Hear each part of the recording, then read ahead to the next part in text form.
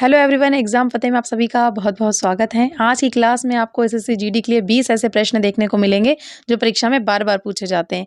अगर इन 20 प्रश्नों में से आपने सिर्फ 9 या 10 के भी सही आंसर कर दिए तो आपकी जीके अच्छी मानी जाएगी। तो चलिए क्लास को स्टार्ट करते हैं और देखेंगे पहला प्रश्न। अजंता की गुफाओं का संबंध किस धर्म से है? जैन धर्म से, बौद्ध धर्म से, सिख धर्म से या ऑप्शन नंबर डी शैव धर्म से?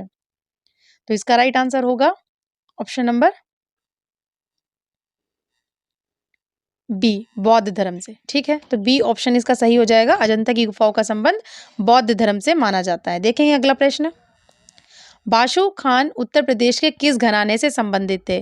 ग्वालियर घराने से, आगरा घराने से, बनारस घराना या फिर ऑप्शन नंबर डी लखनऊ घराना? तो बताएंगे इसका सही आंसर क्या हो जाएगा। इसका राइट आंसर हो जाएगा ऑप्शन नंबर डी लखनऊ घराना। ठीक है, अगला प्रश्न है। वर्ष 2011 की जनगणना के अनुसार भारत का सर्वाधिक नगरीकृत राज्य कौन सा है?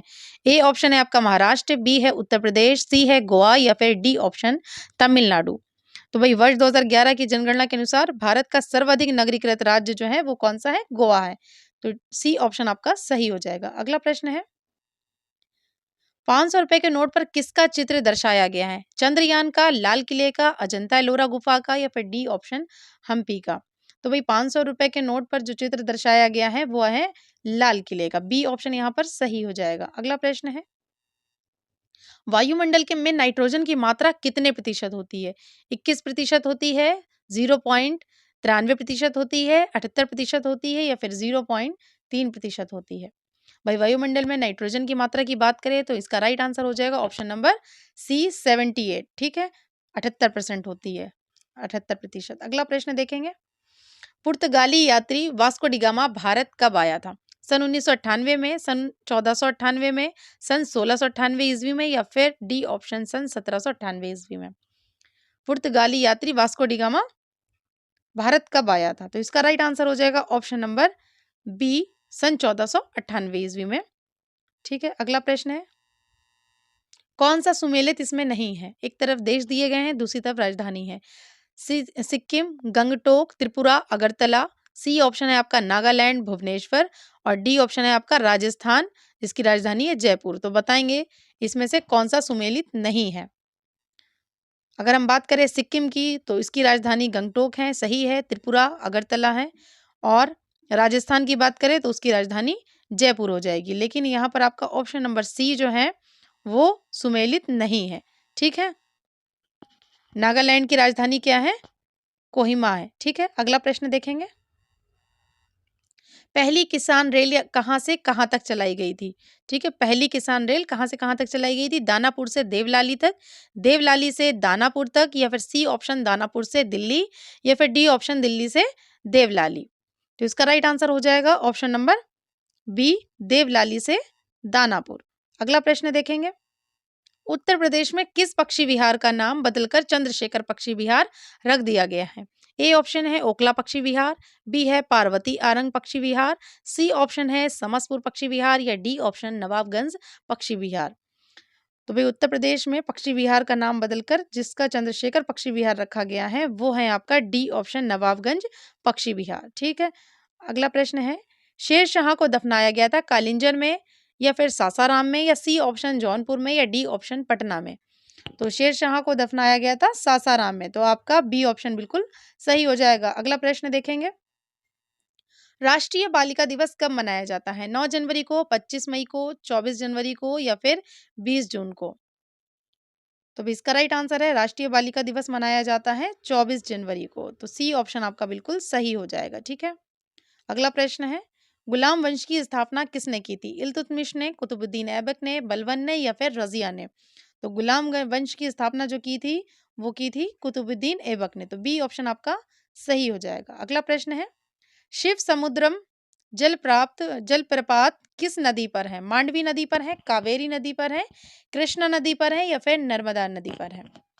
तो इसका राइट आंसर हो जाएगा ऑप्शन नंबर डी नर्मदा नदी। ठीक है, शिव समुद्रम जलप्रपात जो है वो नर्मदा नदी पर है। अगला प्रश्न है। आर्य समाज के संस्थापक कौन है? राजा राम मोहन राय, बी ऑप्शन है विवेकानंद, सी ऑप्शन है दयानंद सरस्वती या डी ऑप्शन इनमें से कोई नहीं? तो इसका राइट आंसर हो जाएगा option number C Dayanand Saraswati. ठीक है, अगला प्रश्न देखेंगे। कंप्यूटर चिप किस धातु की बनी हुई होती है? ग्रेफाइट की, सिलिकॉन की, स्वर्ण की या फिर क्रोमियम की? तो भाई कंप्यूटर चिप जो है वो किसकी बनी होती है? सिलिकॉन की बनी हुई होती है। तो यहाँ पर आपका बी ऑप्शन सही हो जाएगा। ठीक है, अगला प्रश्न देखेंगे। राष्ट्रपति को क्षमादान करने की शक्ति किस अनुच्छेद के तहत प्रदान की गई है? ए ऑप्शन है अनुच्छेद 62, बी है अनुच्छेद 70, सी ऑप्शन है अनुच्छेद 123 या डी ऑप्शन अनुच्छेद 72। तो भाई राष्ट्रपति को क्षमादान करने की शक्ति जो है वो अनुच्छेद 72 के तहत प्रदान की गई है। तो आपका डी ऑप्शन बिल्कुल सही हो जाएगा। अगला प्रश्न देखेंगे। विश्व प्रेस स्वतंत्रता सूचकांक में भारत को कौन सा स्थान प्राप्त हुआ है? 140वां, 138वां, 142वां या डी ऑप्शन 141वां? तो विश्व प्रेस स्वतंत्रता सूचकांक में भारत को 142वां स्थान प्राप्त हुआ है। तो आपका सी ऑप्शन एकदम सही हो जाएगा। ठीक है, अगला प्रश्न है, निम्नलिखित में से कौन सा सुमेलित नहीं है? चींटी, फॉर्मिकमल, फोटोग्राफी, ऑक्जेली कमल, नींबू में साइट्रिक कमल और नारंगी में एसिटिक कमल। इसमें से बताना है कौन सा सुमेलित नहीं है। तो इसका राइट आंसर हो जाएगा ऑप्शन नंबर डी, नारंगी। इसमें एसिटिक अम्ल नहीं, इसमें कौन सा होता है? साइट्रिक अम्ल होता है नारंगी में, और एसिटिक अम्ल आपका पाया जाता है सिरके में। तो यहाँ पर यही सुमेलित हो जाएगा। अगला प्रश्न देखेंगे। भारत की राजधानी कोलकाता से दिल्ली कब बनाई गई? वर्ष 1950 में, वर्ष 1947 में, वर्ष 1911 या फिर डी ऑप्शन 1955 में? भारत की राजधानी कोलकाता से दिल्ली सन 1911 में बनाई गई। तो आपका सी ऑप्शन सही हो जाएगा। अगला प्रश्न देखेंगे। रिजर्व बैंक ऑफ इंडिया की स्थापना कब हुई? 1 अप्रैल सन 1936 ईस्वी में, 1 अप्रैल सन 1935 में या सी ऑप्शन 10 अप्रैल 1937 ईस्वी में या आपका डी ऑप्शन 10 अप्रैल सन 1934 ईस्वी में? तो इसका राइट आंसर क्या हो जाएगा? भाई रिजर्व बैंक ऑफ इंडिया की स्थापना 1 अप्रैल सन 1935 ईस्वी में हुई। तो बी ऑप्शन आपका बिल्कुल सही हो जाएगा। तो हमारी आज की क्लास यहीं पर समाप्त होती है। अगर आपको क्लास पसंद आई हो तो प्लीज़ लाइक और शेयर करना बिल्कुल ना भूलें। नए लोग हैं तो सभी लोग चैनल को सब्सक्राइब कर लेंगे। जो भी आज चैनल पर नया है वो सभी चैनल को सब्सक्राइब करेंगे, लाइक एंड शेयर करेंगे। ठीक है, और अगर आपने इसमें से 9 या 10 भी सही प्रश्न कर लिए तो आपकी जीके बहुत अच्छी मानी जाएगी। चलिए सभी लोग अपना ध्यान रखिए, मिलते हैं अगली क्लास में।